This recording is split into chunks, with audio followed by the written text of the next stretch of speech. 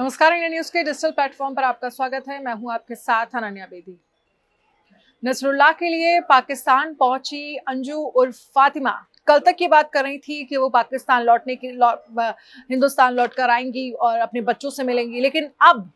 इस तरह के हालात नजर नहीं आ रहे हैं कि वो पाकिस्तान से हिंदुस्तान लौटकर कुछ ही दिनों में या जल्द आएंगे। अभी हाल फिलहाल में तो वो आती हुई नजर नहीं आ रही है, लेकिन अब उसके लौटने या न लौटने को लेकर पाकिस्तानी दोस्त या फिर जो उनके शौहर हैं नसरुल्लाह,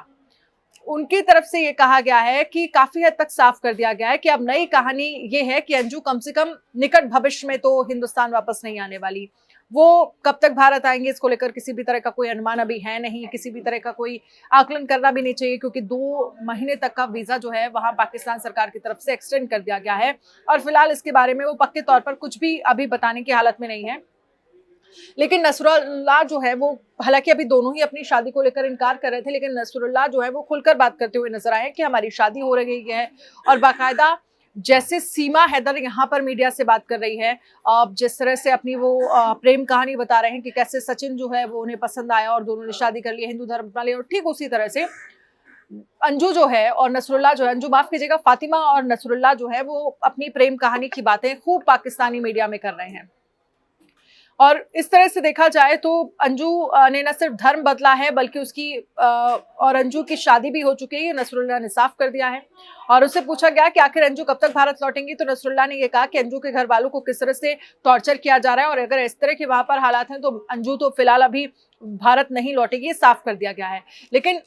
नसरुल्लाह बेशक बहुत ज्यादा भारतीय मीडिया से बात नहीं कर रहे हैं, लेकिन दोनों जो है वो पाकिस्तान की मीडिया से खूब बातें कर रहे हैं और अपनी प्रेम की कहानियां खूब सुना रहे हैं, मोहब्बत के किस्से खूब सुनाए जा रहे हैं दोनों की तरफ से। जैसा कि पाकिस्तान से जो सीमा हैदर यहाँ पर आई हैं सचिन मीणा के साथ, वो रबूपुरा गांव में रह रही हैं, वो कर रही हैं, उसी तरह की स्थितियां वहां पर बन रही हैं। उनसे कहा था कि पाकिस्तान में महिलाओं को आजादी नहीं है, इसको लेकर उन्होंने खतरा बताया था। आपको याद होगा सीमा ये लगातार कहती रही है और यही सवाल जब अंजू से पूछा गया तो ऐसे में ठीक अंजू ने भी उसी तर्ज पर कहा कि भारत में खुद पर खतरा नहीं होने की बात कहनी शुरू कर दी, जिससे लगता है कि शायद अंजू को मोहरे की तरह इस्तेमाल कर पाकिस्तान वहां से भारत के खिलाफ प्रोपेगेंडा वॉर चलाने की जो है वो कोशिश कर रहा है। हालांकि अंजू की तरफ से जो है वो ये कहा गया,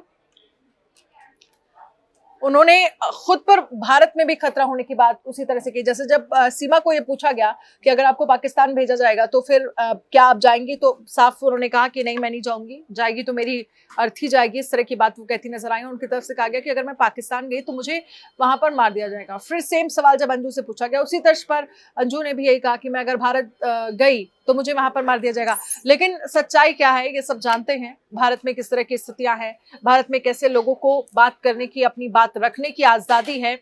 और ये चीजें देखकर ये साफ पता चल रहा है कि कैसे सीमा हैदर के मामले को लेकर भारत के खिलाफ पाकिस्तान जो है वो प्रोपेगेंडा चला रहा है, क्योंकि ये सारी चीजें इस बात का खुलासा करती है। जो महंगे महंगे गिफ्ट्स जो दिए जा रहे हैं जो को, ये तमाम चीजें इसी तरफ इशारा कर रही हैं। आप इस पर क्या सोच रहे हैं, मैं कमेंट करके जरूर बताइए।